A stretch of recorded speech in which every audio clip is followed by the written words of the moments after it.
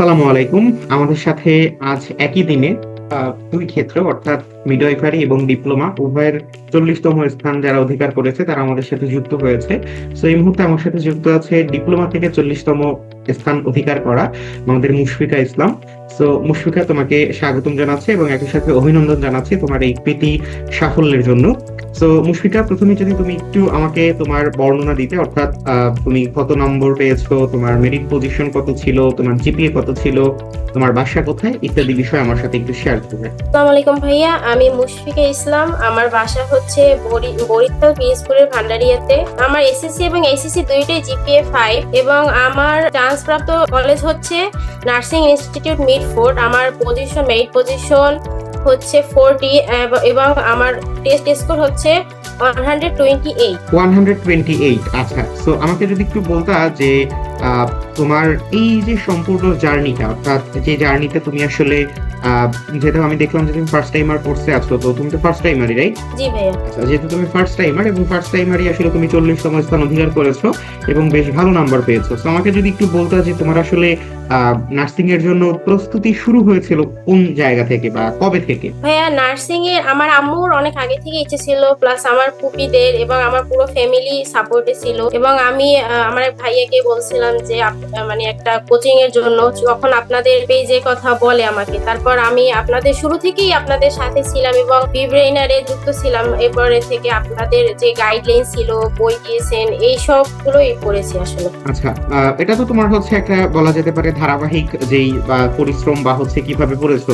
তবে আমি যেটা জিজ্ঞেস করতে চাচ্ছি যে ধরো এইচএসসি এক্সাম হলো, এইচএসসি তুমি যেহেতু 2025, তো পরীক্ষার পর তুমি আসলে কি চিন্তা করলে যে কোথায় যাওয়া উচিত, এবং তোমার এই সিদ্ধান্ত নিতে আসলে কে সহায়তা করেছে যে তুমি মেডিকেল সেক্টরের দিকে যাবে নাকি নার্সিং নাকি ভার্সিটি, এই বিষয়টা আসলে তুমি সিদ্ধান্তে কিভাবে পৌঁছেছো? ভাইয়া, এখানে আমার ফুল ফ্যামিলি মানে আমাকে বলে সাপোর্ট করেছে এবং প্রথম থেকেই তাদের ইচ্ছে ছিল যে আমি যেন নার্সিং করি। এবং তখন তারা সিদ্ধান্ত নেয় যে আমি যেন নার্সিং এ একটা ভালো পজিশন স্থান করি, এবং তারাই আমাকে আসলে একটা সাহস দিয়েছে। এবং প্রথম থেকেই আমার নার্সিং এরই গুরুত্ব ছিল, আসলে ভার্সিটির দিকে ওই রকম যাওয়া হয় না। আর আমি কোনো কোচিং করি না, প্রথম থেকেই কোচিং নার্সিং এর জন্য আসলে আমি প্রস্তুতি নিয়েছি। বাহ, ভেরি গুড। আমি তোমার কথাগুলো একটু লিখে রাখলাম যাতে করে হচ্ছে আমাদের শিক্ষার্থীদের জন্য এই বিষয়গুলো বুঝতে সহজ হয়।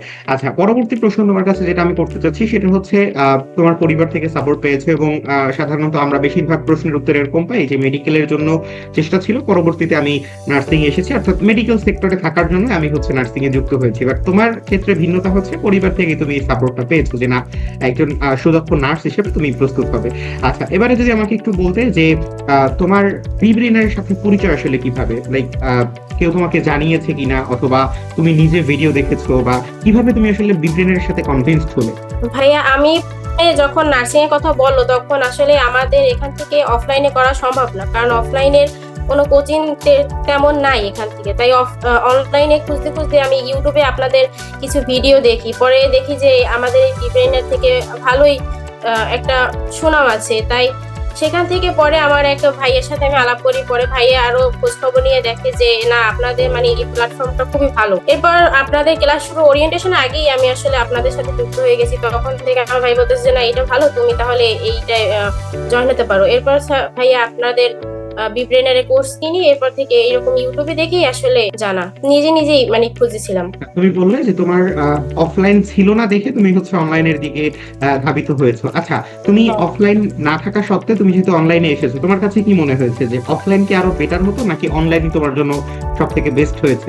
না ভাইয়া, আমাদের আসলে আমার বাড়িটা একটু গ্রাম সাইডে, তো এর জন্য অফলাইনে ওইরকম সুযোগ সুবিধা আমি কখনো করি নাই, অনলাইনে করছি কিছু। কিন্তু আমার কাছে মনে হয় যে বিব্রেইনারের যে সার্ভিসটা অনলাইনে বেস্ট। আমি আমার যত বান্ধবীদের সাথে দেখা হয়েছে বলতেছে যে মানে আমরা অনলাইনে যে ক্লাস করি এর থেকে বিব্রেইনার থেকে যে আমরা সার্ভিসটা পেয়েছি, এটা অন্য কোথাও থেকে আমি পাই নাই।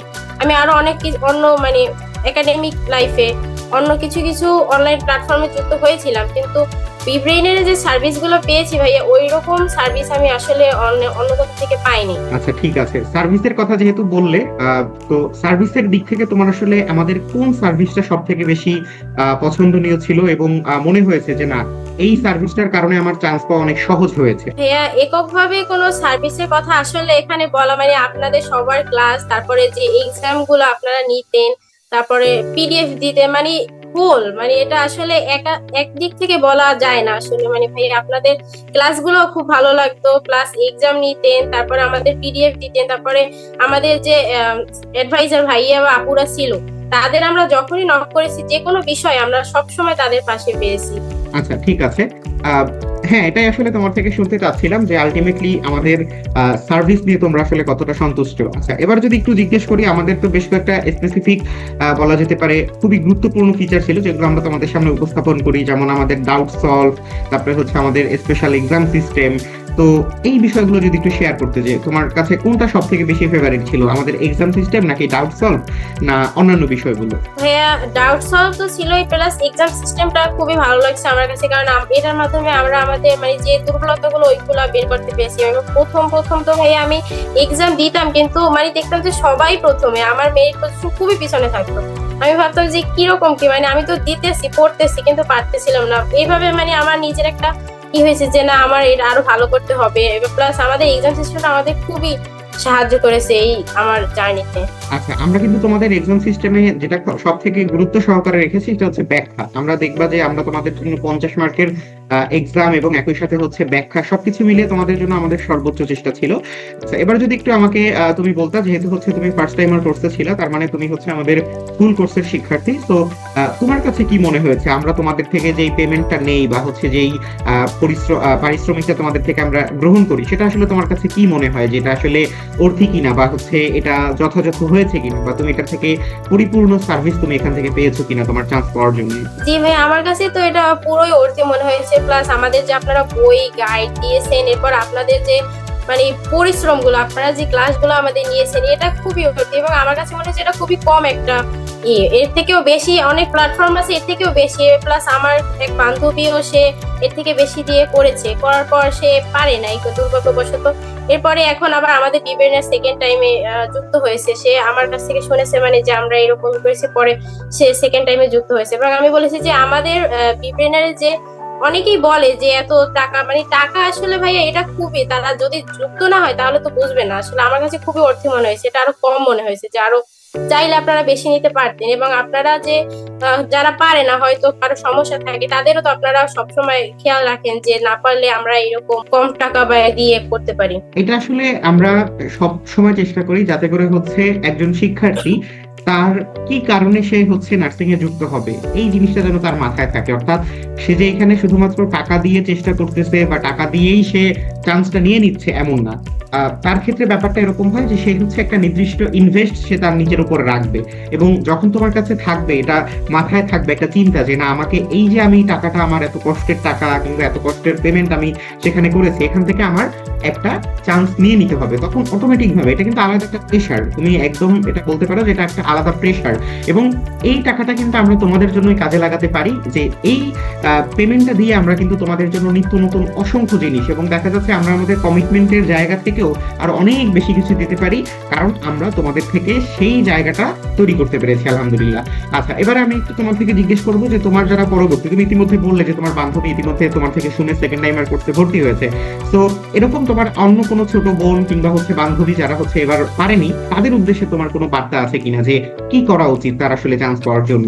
মানে ভাইয়া এবার তো আমি তো আমার সাথে যার আলাপ হয়, এরপর তো আমি অবশ্যই আমাদের বিব্রেইনারের একটা সাপোর্ট বলবো যে যে আমাদের বিব্রেইনারে যুক্ত হওয়ার কথা। এবং আমি ফেসবুকে সবখানে আমাকে যে যে জিজ্ঞেস করছে, আমি বলেছি হ্যাঁ এই অফলাইনের থেকে অনলাইনে যদি তুমি বিব্রেইনারে পড়তে পারো, ভাইয়াদের সার্ভিস খুবই ভালো। তাদের ক্লাসগুলো, তারপরে বই, মানে যত সাপোর্ট আছে, তারপরে এক্সাম, এআই, মানে সব এখানে বলা যায় যে আমরা আগে একের ভিতর সব পেতাম, এটা এরকম একের ভিতর সবই পাওয়া যাচ্ছে আসলে। আচ্ছা, ঠিক আছে। তো এটা আসলে তোমার এবং আমরা যাদের ইন্টারভিউ নিয়ে থাকি, যারা ইতিমধ্যে চান্স পেয়েছে কিংবা চান্স পায়নি, অনেক শিক্ষার্থী আছে যারা হয়তো বা কোনো কারণে, নার্ভাসনেস এর কারণে কিংবা সামান্য কোনো কারণে হয়তো বা তাদের মিস হয়ে গিয়েছে। তো আমাদের প্রথম লক্ষ্য থাকে যে একজন শিক্ষার্থী যদি চান্স নাও পায়, তবুও যেন তার মধ্যে ওই এটা না থাকে যে না আমি তো চেষ্টা করিনি বা আমার পক্ষে সম্ভব হয়নি।